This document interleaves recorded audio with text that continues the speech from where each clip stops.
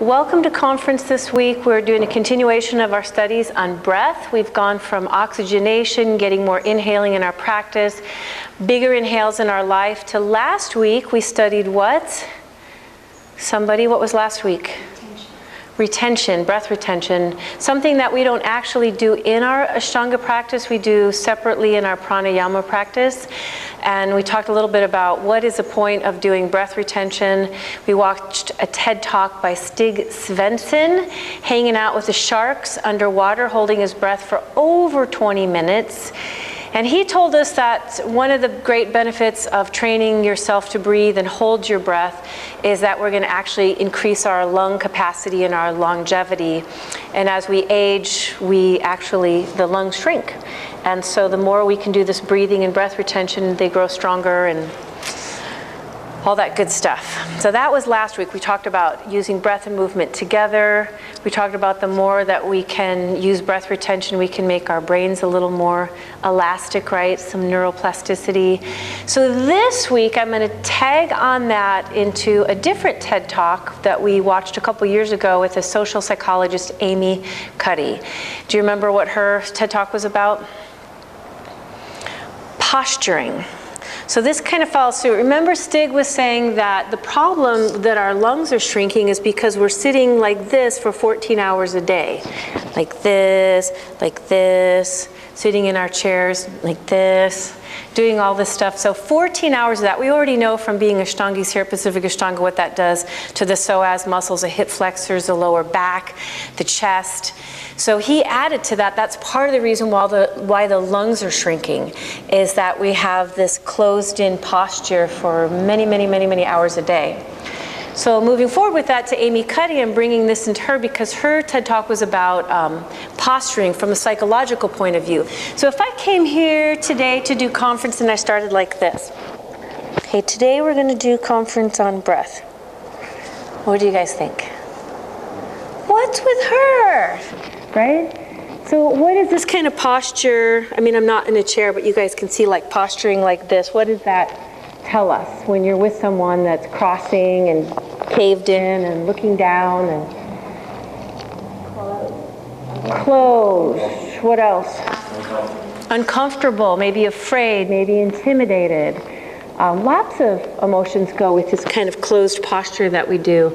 So then when someone walks in the room like this, giving you some eye contact, throwing their hand up from time to time, getting all sassy and whatnot, what does that tell you? Confident. Well, again, lots of things. Courageous, excited, passionate. Amy in her TED Talk starts with a couple of pictures from the animal kingdom, talks a little bit about how we see animals posturing, and then went into human beings, started with like Oprah, of course, talking away. The next was Mick Jagger, right? And then there was the guy, the Olympic athlete, running through the finish line like this. I just won. She was saying that there are studies that show that people that are born blind, and they do like Special Olympics or whatever and run a race as well, that they naturally do the same thing. When they run across the finish line, they open their arms wide the same way. Why? Because it's natural. Like, this is what we know from yoga. We're just talking about it in a different way, that the mind and the body can never be separated. So that's why sometimes me as a yoga teacher over 20 years, I'll see people come into this practice and we're breathing, we're opening the body, and we're breathing, we're opening the body, and then people get to Shavasana, all of a sudden, sometimes they're crying. And people will get sort of embarrassed, like, Diana, I don't know why I was crying, I don't know, it came over me, you know? And I'm like, it's just our emotions being released because we hold them in our body somewhere, and you get this opportunity to release them, and sometimes that's what happens. Our second series, you guys know second series of Ashtanga has a lot of front of the body opening, so people tell me a lot of the time that it's a more emotional series for them to do, that they actually feel that when they're doing second series. So for us, we understand that this posturing absolutely opens up our body. We understand also from our studies of the chakras, kind of what Amy Cuddy had said, that this is also going to be the place where we open up our minds and we start to release emotions, and we kind of move up on that emotional evolution through our yoga practice as well, because we're just doing this basic thing of like breathing and opening, breathing and opening. So in the TED Talk, she says, now it actually kind of goes both ways, because she did this study and a couple different studies that said, all right, well, let's just say if I understand that this posturing means that I'm maybe sad or depressed or scared or intimidated, and this posture means I feel confident and I'm going to win, I'm successful. What if you fake it till you make it? Was her whole terminology she used, right? She's like, what if we were to come in a situation and know that we were afraid, we were intimidated, and feeling like we weren't going to do that well, and all of a sudden we're like, I'm going to actually use my posturing to get the opposite effect.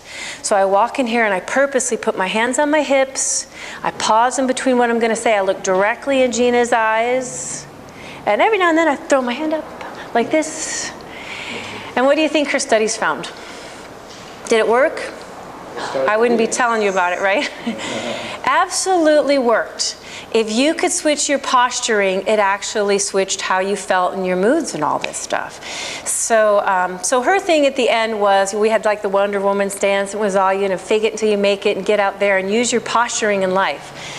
So this week, what I want you guys to focus on in your yoga practice is a bit of that as well. And I want you to focus two things. One is up dog. So the year of the snake, we really refined our up dogs. And with the inhalation, the oxygenation we've been talking about, we're really trying to get that breath to move from the base of the spine on an inhale. The current should ride up. And a lot of times, where does your inhale get stuck when you're doing up dog? Yeah, for a lot of us, just below the chest, or maybe you get it to the chest. I'm getting a little bit better, maybe to the throat. But we're trying to pull that breath all the way up. That is a breath part of it. And then the physical part of it, if you think about up dog, is there's these lines of energy that are going to open your body, kind of like what Amy's talking about with posturing. Hip flexors are going to lengthen. So that's what we talk about when these muscles contract over time, sitting in chairs for 14 hours a day, they stay in that position and they kind of shrink. Then what happens when I'm sitting like this all day and I go to get up? I'm still kind of sitting like this, right? I'm like, my back hurts. So up dog is going to lengthen these hip flexors using our legs, right? The second line of energy is from the base of the spine all the way through. I want you guys to look forward rather than up to get that energy all the way through the spine, all the way through the cervical spine. The other line of energy goes from both of my shoulders outward, so I'm opening my chest really wide in up dog. And then we add what we've been working on, which is the breath. We hold it just a little bit longer, so we have all these lines of energy going, and we're basically running through that finish line, right? Every time we do that, it's like this big heart opening, big release, and all this kind of emotions and stuff like that. The second one we're going to focus on is back bend. So what is this position? Is this an inhale or an exhale when I jump through? Okay, Lou's got a 50% chance to get it right. It's an inhale. Whoosh, I jump through. Inhale. Where's my exhale? Exhale. Inhale. Right? 1, 2, 3, 4, 5. Coming down, and then I inhale it up and I exhale it up. Very specific breath. So when we come up into our back bend, what I realize is the breath becomes shallow. You know, so what we want to do is the same as up dog. Up dog is preparing us for back bends. It's very transformative for the physical body and for the emotional body. Very transformative, if we want to use Amy's terminology, posturing, for us to get all the way back there and open ourselves up through the arms, through the armpits, through the chest, through the spine, through the hip flexors, strong legs. So today when we're doing that, I want you guys to really focus on breath. Breath and extension, and believe me, the breath will help you with the extension. It kind of works for us both ways too. So the more you can breathe deep into it, the more the body's going to respond to it as well. On Sunday I was saying that I kind of wish I could call Ted of TED Talks, hey Ted, here's what I think. I think Wim and Amy. Put them together, right? Because Wim Hof is all this great breath work that we're doing, and Amy's all this great posturing. But really, those two things they just go together. So we kind of saw when we were doing our work with Stig Svensson, is that if I can breathe more into my body, I can breathe more into my life, and we know that what that brings for us is more courage. This is the stuff from the monkey this year. More expansiveness, more creativity. You're more silly. You're more happy. You're more buoyant, right? When you're getting that breath and that opening going on simultaneously. So Pacific Ashtanga has its own TED Talk, which is breath and movement, up dogs, back bends, and see if we can bring that into our lives. Quote for this week is from one of my favorite books ever, Alice in Wonderland, by a very famous author named Lewis Carroll. So I have 3 quotes for you, and each one of the quotes has homework. You ready? First one. Actually, Kathy loves these. Kathy could say these, right? Do you think I've gone round the bend? I'm afraid so. You're mad, bonkers, completely off your head. But I'll tell you a secret. All the best people are. So your homework is be a little bonkers this week, laugh, make someone else laugh, dare to be silly. I think we all need to be a little more silly, right? Just very serious.